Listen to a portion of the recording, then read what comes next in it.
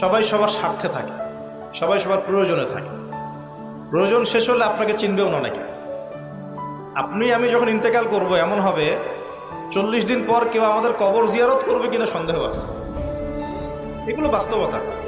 আর আমরা বোকা কেন জানেন? আমরা এই দুনিয়ার মানুষদের স্বার্থেই, আমার আশপাশের মানুষগুলোর স্বার্থেই সারা জীবন আল্লাহর বিরুদ্ধে চলি। আর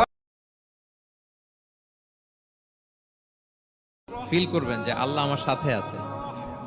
সবসময় এটা ফিল করতে হবে যে আল্লাহ তাআলা আমার সাথে আছেন, তিনি আমাকে ভুলে যান নাই, ছেড়ে যান নাই। আরে তার রহমত ছাড়া তো একটা শ্বাস নেওয়া তো আমার সম্ভব না, ঠিক কিনা বলেন? আল্লাহর রহমত ছাড়া একটি সেকেন্ড এই পৃথিবীতে সার্ভাইভ করা কি আমাদের পক্ষে সম্ভব না?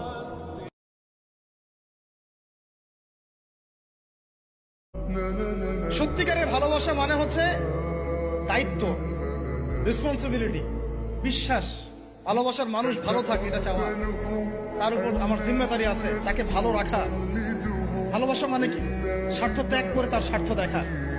মাহে রমজান সামনে, এতটা কাছে, জীবনের পরিবর্তনের একটা বড় সুযোগ। জীবনটা কাজে লাগান, হায়াতটা কাজে লাগান। যুবক ভাই তোমরাও বদলাও, মুরব্বী বাবা আপনারাও বদলান। পর্দার আড়ালের মা বোনদেরকেও ফেরাবার চেষ্টা করেন। সবাই গুনাহ থেকে ফিরতে চেষ্টা করেন। দোস্ত রাগ করেন না, একটা সত্য কথা বলি, একটু শক্ত হইল মাফ করে দিয়েন। শুধু শুক্রবারে 2 রাকাত জুমার নামাজ পড়ে সালাম ফিরাইয়া বাইর হইয়া যে যান, আর যে 1 সপ্তাহ আসেন না আপনি নাফরমান। এই 1 সপ্তাহের তো খবর নাই। ওই শুক্রবারের 2 রাকাতের কি দশা, এটা কি বুঝুন? আমরা শুক্রবারের 2 রাকাত, একটা মেয়ের সাথে প্রেম করতে মন চায়, করবো না, ওকে দেখবো না, যাবো না কাছে। এটা শক্ত থাকার নাম কি? এটা মনের নফসের সাথে কি বুঝেন? আল্লাহ পাক আমাদেরকে নফস শক্ত করার তৌফিক দান করেন। আপনার অবস্থান ভালো, মানুষ আপনাকে তোলা তোলা করবে। অবস্থান খারাপ হয়ে যাক, দেখবেন আপনাকে মানুষ চিনছে না, কাছের মানুষই চিনবে না।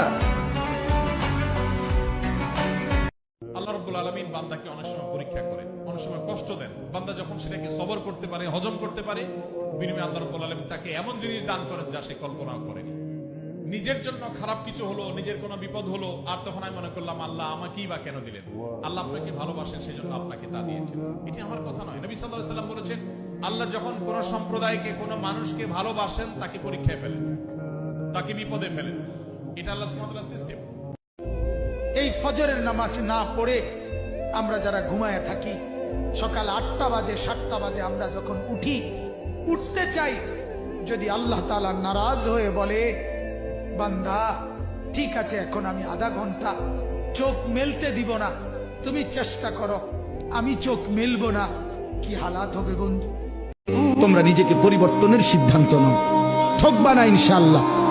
আল্লাহকে সেজদা দিয়ে কেউ ঠকে না, প্রিয় নবী সাল্লাল্লাহু আলাইহি সাল্লামকে অনুসরণ করে কেউ ঠকে না।